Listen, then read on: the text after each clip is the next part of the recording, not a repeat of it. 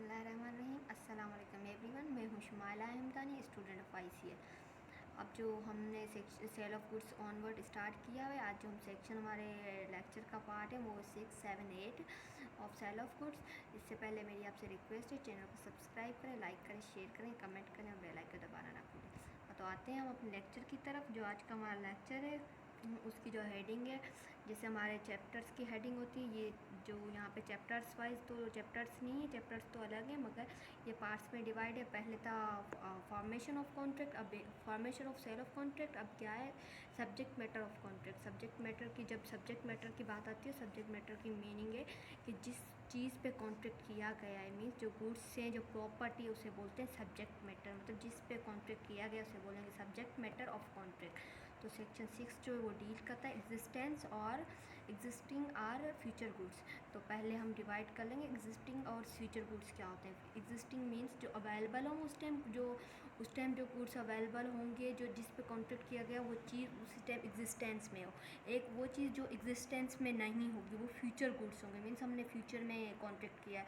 For example जैसे ज़मींदार लोग होते हैं वो क्रॉप्स पे कॉन्ट्रैक्ट करते हैं, मीन्स कि जो गंदुम है वो 6 मंथ बाद आएगी, मतलब डेवलप होगी और बाद में सेल करते हैं। मगर जो ज़मींदार लोग होते हैं पहले ही उसका कॉन्ट्रैक्ट कर देते हैं कि हम 6 मंथ बाद आपको ये चीज़ देंगे। जब वो ग्रोइंग क्रॉप्स जब आते हैं 6 मंथ बाद, तो उस पर पहले अगर कॉन्ट्रैक्ट किया जाता है तो वो फ्यूचर गुड्स पे आ जाएगा। अगर ऐसे हम उस क्रॉप्स की भी एग्जांपल ले सकते हैं और किसी और चीज़ की भी ले सकते हैं। हम पहले से ऑर्डर देंगे, ये अभी एग्जिस्टेंस में नहीं है, बाद में भले आप 6 मंथ बाद या टाइम लिमिटेशन के बाद या स्पेसिफिक टाइम के बाद वो हमें डेवलप करके या बना के हमें देंगे तो उसे हम बोलेंगे फ्यूचर गुड्स।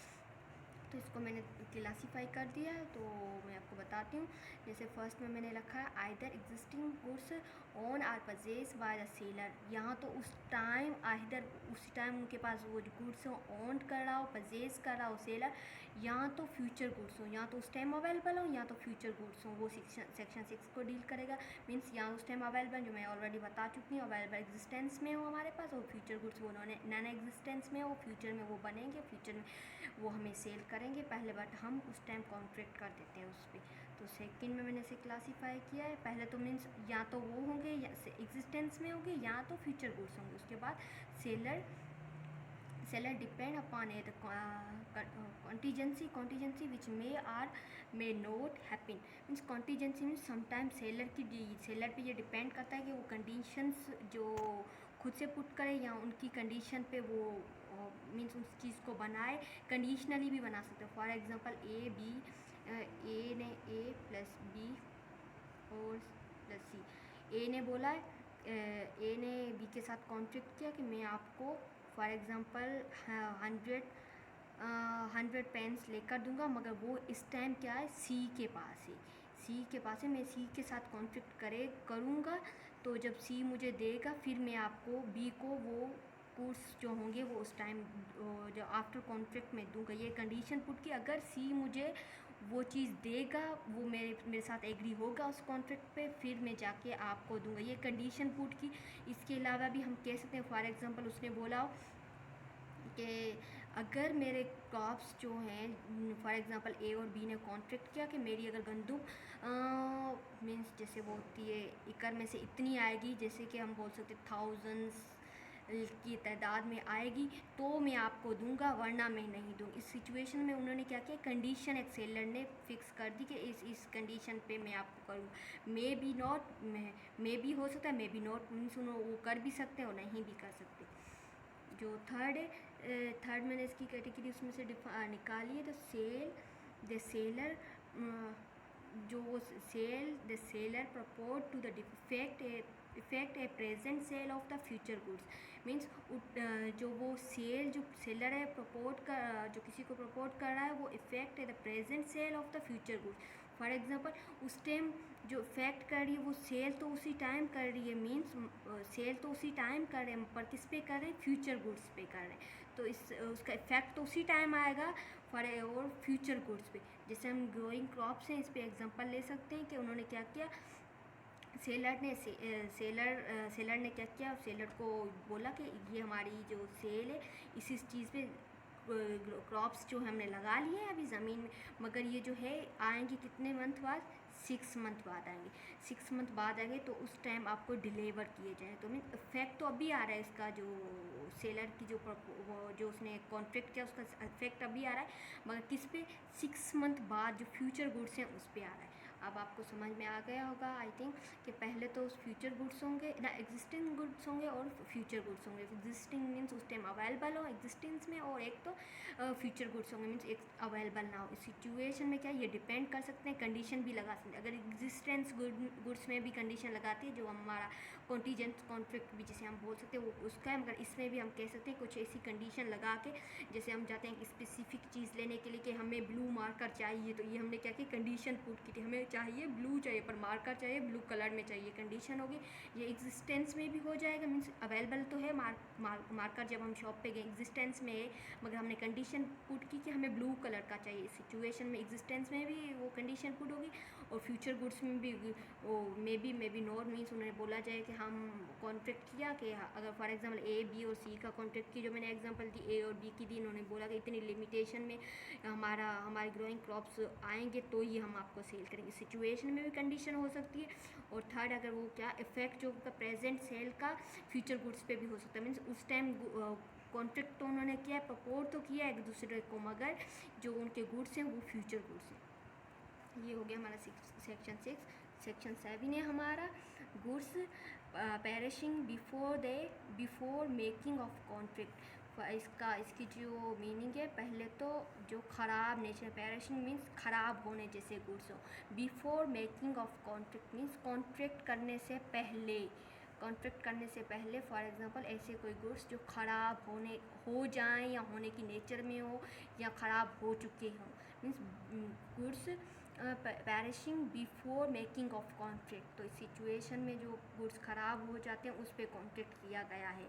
तो इसकी जो ये जो सेक्शन इसे डिफाइन करता है, contract for the sale of specific goods हो, स्पेसिफिक गुड्स पे उन्होंने कॉन्ट्रैक्ट किया। फॉर एग्जांपल मैंगोज़ पे इन्होंने कॉन्ट्रैक्ट किया कि हमें जो 2 पेटी होती हैं वो किसकी, मैंगोज़ की चाहिए, स्पेसिफिक गुड्स हैं, ठीक है ना। ये पेरिशेबल नेचर की, जल्दी ख़राब भी हो सकते हैं। तो देखो इस पे उस टाइम तो वो क्या था, ठीक थे, मगर बिफोर कॉन्ट्रैक्ट मीन्स इन्होंने क्या किया, फॉर एग्जाम्पल 2 पेटीज इन्होंने क्या उसकी कॉन्ट्रैक्ट में स्पेसिफाई किया कि ये वाले गुड्स हमें चाहिए। Contract is wide if the goods without the knowledge of the seller have at the time of contract means उस टाइम जो कॉन्ट्रैक्ट किया है कॉन्ट्रैक्ट वाइड हो जाएगा अगर without knowledge of the seller वो क्या करते हैं, वो यहाँ तो पैराशीट हो जाते हैं, यहाँ तो 100 डैमेज हो जाते हैं जैसे कि वो अब यूज़ करने के काबिल ही नहीं। इस सिचुएशन में जो हमारा कॉन्ट्रैक्ट हो जाता है वो वाइड हो जाता है। फॉर एग्जांपल कॉन्ट्रैक्ट किया इसने, मैंगोज़ का कॉन्ट्रैक्ट किया, अब आज कॉन्ट्रैक्ट किया है और कल डिलीवर करने थे, कॉन्ट्रैक्ट सारा फुलफ़िल हो गया है, पर डिलीवर करने से पहले क्या हुआ, वो ख़राब हो गया। इस सिचुएशन में क्या होगा, हमारा जो कॉन्ट्रैक्ट होगा ये वाइड हो जाएगा। या एग्री तो हो गई थी पार्टीज, देखो goods perishing before making of contract. यहाँ एक हॉर्स पे इन्होंने कॉन्ट्रैक्ट किया कि मैंने आपका जो ए ने और बी ने कॉन्ट्रैक्ट किया। ए ने क्या किया, बोला कि ए ने ऑफ़र की कि आप मेरा ये घोड़ा लेंगे, तो बी ने बोला ठीक है मैं परचेज़ करने के लिए इन्होंने अमाउंट ऑफ मनी भी फिक्स कर दी, बट 1 और अगो क्या होगा, उसकी डेथ हो गई, वो मर गया। तो इस सिचुएशन में क्या हो गया, अब जो सब्जेक्ट मैटर है वो तो अवेलेबल ही नहीं है। इस सिचुएशन में हमारा कॉन्फ्लिक्ट क्या हो जाएगा, वाइड हो जाएगा। और ये मैंने तो आपको ऐसे ही दी वाइड कॉन्ट्रैक्ट पे दी, पर पेरिशेबल नेचर की यहाँ पे बात है। तो पेरिशेबल नेचर में हम जो है किसकी बात करेंगे, इसकी मैंगोज़ की बात कर सकते हैं। कोई ऐसी चीज़ जो पेरिशेबल नेचर की, मैंने ये तो वाइड की सिचुएशन में दिया तो before knowledge of the seller. इस सिचुएशन में मीन्स वो दोनों कॉन्ट्रैक्ट कर रहे थे, 1 घंटे पहले ही वो जो चीज़ थी वो एग्जिस्टेंस में ही नहीं रही, इसलिए मैंने आपको ये इसकी हॉर्स की एग्जांपल दी। मगर यहाँ पे एक स्पेसिफिक चीज़ जो पेरिशेबल नेचर की, जिसमें हम ये बोल सकते हैं, फ्रूट भी बोल सकते हैं, हम ऐसी चीज़ बोल सकते हैं जो जल्दी ख़राब हो जाए, before making of the contract वो ख़राब हो गई। इस सिचुएशन में क्या होगा, हमारा कॉन्ट्रैक्ट जो होगा वो वाइड हो जाएगा। तो इसके इंग्रेडिएंट्स है, हमें याद रखना चाहिए। गुड्स जो सेक्शन 7 है, सेक्शन 7 जो है वो डील करता है ऐसे गुड्स जो before making of the contract वो क्या हो जाए, ख़राब हो जाए, इतना डैमेज हो जाए, यूज़ करने के काबिल ना रहे। स्पेसिफिक गुड्स होने चाहिए without knowledge of the seller, और वो 100 डैमेज। तो इस सिचुएशन में 3 कैटेगरीज आएंगी, वो क्या हो जाएगा, वो कॉन्ट्रैक्ट वाइड हो जाएगा। और जो हमारा 8th सेक्शन है वो डील करता है goods perishing before sale but after agreement to sale. अब ये जो हमारा सेक्शन है ये 2 बातें डिफाइन कर रहा है, देख लें आप। Goods perishing before sale, sale से पहले पेरिशिंग नेचर के थे, आफ्टर एग्रीमेंट टू सेल। अब क्या, जब उस टाइम सेल करने के वक्त उन्होंने क्या किया, agreement to sale specific goods उन्होंने रखे, ठीक है। एग्रीमेंट टू सेल आपको पता है सेल में जो होता है ट्रांसफ़र हो जाता है, और एग्रीमेंट टू सेल में ट्रांसफ़र नहीं होते गुड्स। पहले उन्होंने क्या किया, एग्रीमेंट टू सेल में उन्होंने क्या किया, स्पेसिफिक चीज़ें रखी, एग्रीमेंट में हर चीज़ फिक्स की, यही अमाउंट ऑफ मनी और फ्यूचर गुड्स थे उन्होंने। और अब क्या सेकंड है, without any default on the part of seller or buyer. Seller और बायर किसी के भी पार्ट पे वो क्या डिफ़ॉल्ट नहीं है, ना उसने उसको फ्रॉड किया ना ही उसने उसको फ्रॉड किया। Without any fraud on the part of seller or buyer, किसी के भी पार्ट पे फ्रॉड नहीं है, डिफ़ॉल्ट नहीं किया उन्होंने, एक दूसरे के साथ चीट नहीं किया।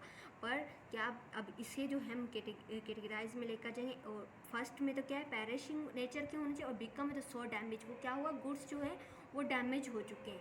अब क्या सेकंड, इस सिचुएशन में दोनों को नॉलेज नहीं थी, तो क्या हुआ, गुड्स जब ट्रांसफ़र हो गए तो रिस्क किसके पास चला गया, बायर के पास ट्रांसफ़र हो गया, रिस्क बायर के पास ट्रांसफ़र हो गया। अब इसमें सेलर की कोई भी रिस्पॉन्सिबिलिटी नहीं। इस सिचुएशन में क्या होगा, जो हमारा एक एग्रीमेंट होगा वो क्या हो जाएगा, वाइडेबल हो जाएगा। वाइडेबल मीन्स एक पार्टी के पास राइट है कि वो इसे इन्फोर्स करा सकती है। तो उस हेडिंग से ही हमें पता चल रहा है, goods perishing before sale, sale से पहले, but after agreement to sale.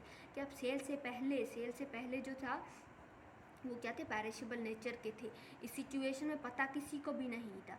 अब क्या, आफ्टर एग्रीमेंट टू सेल, अब आफ्टर एग्रीमेंट टू सेल क्या होगा, स्पेसिफिक गुड्स थे, उन किसी के भी पार्ट पे जो क्या था वो डिफ़ॉल्ट या फ्रॉड वगैरह नहीं था। इस सिचुएशन में गुड्स जो डैमेज हो जाते हैं, फुली डैमेज हो गए, पेरिशेबल नेचर के थे। अब रिस्क इसके पास हो गया, मीन्स अब सेल तो हो गई ना, बिफोर सेल से पहले पेरिशेबल नेचर के थे, सेल कंप्लीट हो गई, रिस्क ट्रांसफ़र हो गया किसके पास, बायर के पास। और अब क्या हुआ, जब रिस्क बायर के पास ट्रांसफ़र हो गया, किसी की भी कंसेंट नहीं थी कि कॉन्ट्रैक्ट जो गुड्स हैं वो पेरिशेबल नेचर के। इस सिचुएशन में हमारा कॉन्ट्रैक्ट क्या हो जाएगा, वाइडेबल नेचर का है।